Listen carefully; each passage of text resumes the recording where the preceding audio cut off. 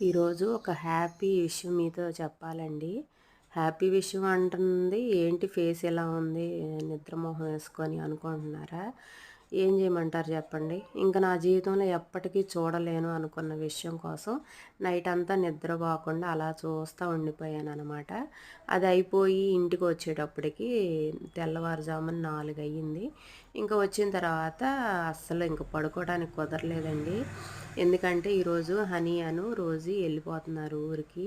ఆ విషయానికైతే కొంచెం దిగులుగా ఉందండి. పాపం వాడికి అర్థమైందనుకుంటా. రోజు ఎత్తుకుంటే అల్లరి అల్లరి చేసి పరుగులు తీసేది. చూడండి ఎంత దిగాలుగా ఫేస్ పెట్టుకుందో. నాకైతే ఈ విషయానికి కొంచెం బాధగా అనిపించిందనమాట. ఇంకా హడావిడిగా బయలుదేరారు వాళ్ళైతే ట్రైన్‌కి టైం అవుతుంది అని. ఇంకా నేనెందుకు హ్యాపీగా ఉన్నాను, నిద్ర మానుకొని మరి ఏం చూశాను అనేది నెక్స్ట్ వీడియోలో చెప్తాను. వీడియో నచ్చితే లైక్ చేయండి, షేర్ చేయండి, సబ్స్క్రైబ్ చేయండి.